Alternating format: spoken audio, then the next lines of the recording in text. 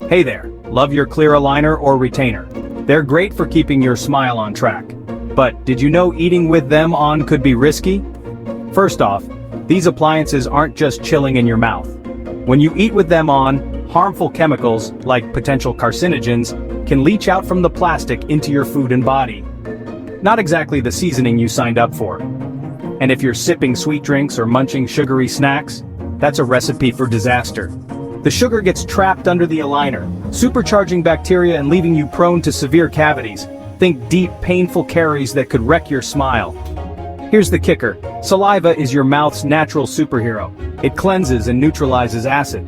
But when your teeth are covered from all sides by an aligner or retainer, that superpower gets blocked, leaving your teeth defenseless against decay.